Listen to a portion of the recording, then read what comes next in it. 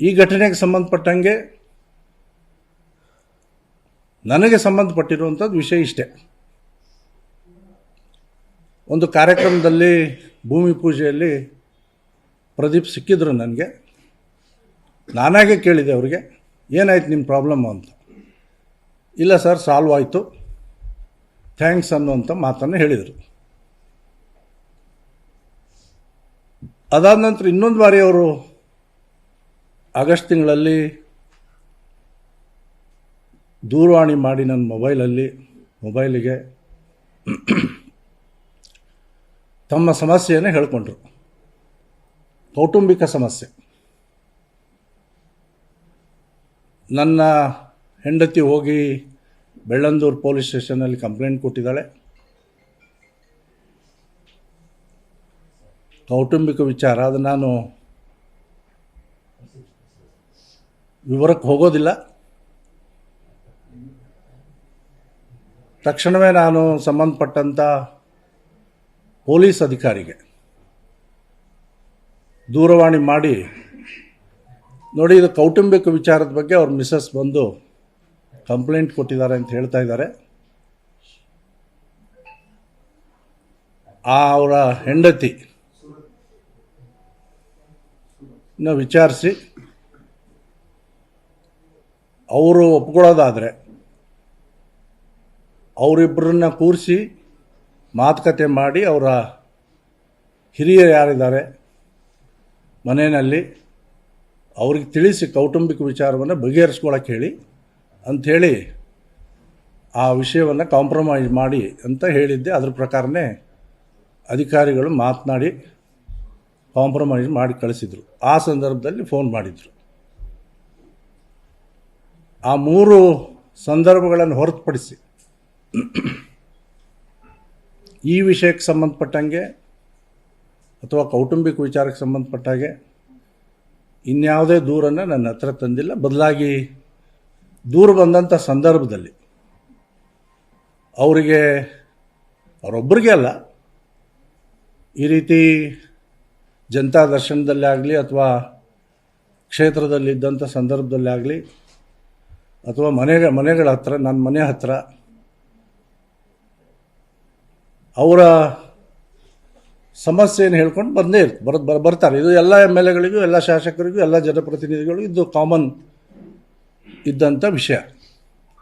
ಆ ಸಮಸ್ಯೆಯನ್ನು ಬಗೆಹರಿಸುವಂಥ ಪ್ರಯತ್ನವನ್ನು ಎಲ್ಲರೂ ಮಾಡ್ತೇವೆ. ನಾನು ಕೂಡ ಮಾಡಿದ್ದೇನೆ ಮತ್ತು ಮುಂದೇನೂ ಮಾಡ್ತೇನೆ. ಸೊ ಇಲ್ಲಿ ವಿಷಾದದ ಸಂಗತಿ ಅಂತೇಳಿದ್ರೆ ಈ ಹಂತಕ್ಕೆ ಹೋಗಿರೋದು ಮತ್ತು ಸಹಾಯ ಮಾಡೋಕ್ಕೆ ಹೋಗಿ ಅವರೇ ಬರೆದಂಥ ನೋಟಲ್ಲಿ ನಾನು ಮುಂಚೆ ಅವ್ರಿಗೆ ಕೇಳಿದೆ, ಅವರು ನನಗೆ ಹಣ ಹಿಂತಿರುಗಿಸೋ ಬಗ್ಗೆ ಮಾತನಾಡಲಿಲ್ಲ.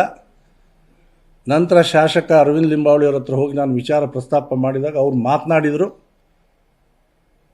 ಆ ನಂತರ ಇವರು 90 ಲಕ್ಷ ದುಡ್ಡು ಕೊಡೋದಕ್ಕೆ ಒಪ್ಪಿಕೊಂಡಿದ್ದಾರೆ ಅಂತ ಬರೆದಿದ್ದಾರೆ.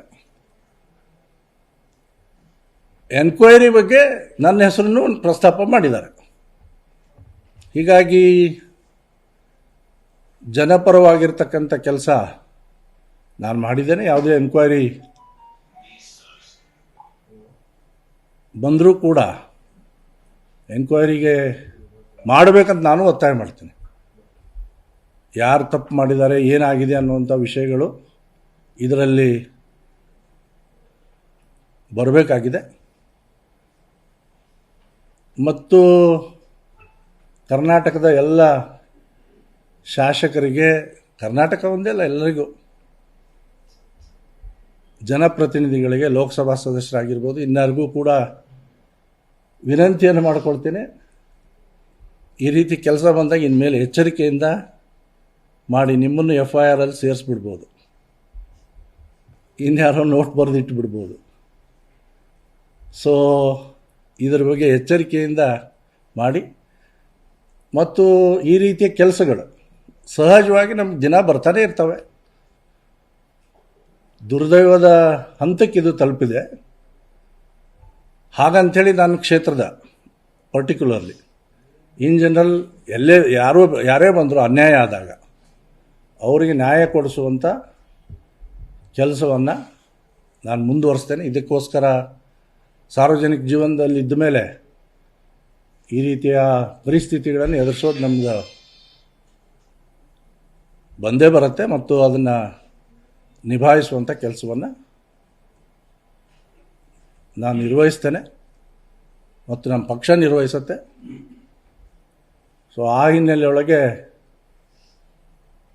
ಈ ಸ್ಪಷ್ಟೀಕರಣವನ್ನು ಕೊಡೋದಕ್ಕೋಸ್ಕರ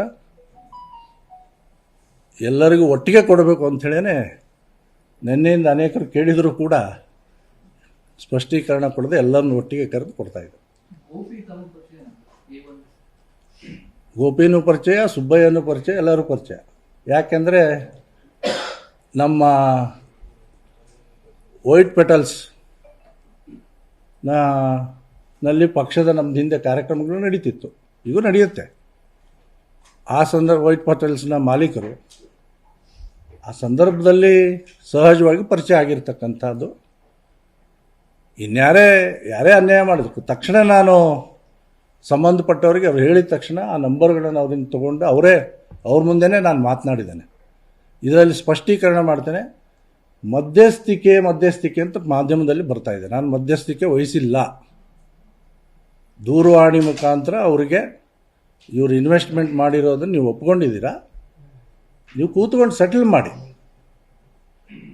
ಅಂತ ಎರಡನೇ ಬಾರಿಗೆ ಒತ್ತಡ ಅವ್ರುಗಳ ಮೇಲೆ ಹಾಕಿದ್ದೇನೆ ಮತ್ತು ಅದರಂತೆ ಅವರು ಸೆಟಲ್ ಮಾಡಿದ್ದಾರೆ ಅಂತ ತಿಳಿಸಿದರು. ಇವರು ಕೂಡ ಕಾರ್ಯಕ್ರಮದಲ್ಲಿ ಸಿಕ್ಕಾಗ ಸೆಟ್ಲ್ ಆಯಿತು ಸರ್, ಥ್ಯಾಂಕ್ ಯು ಅನ್ನುವಂಥ ಮಾತನ್ನು ಹೇಳಿದರು.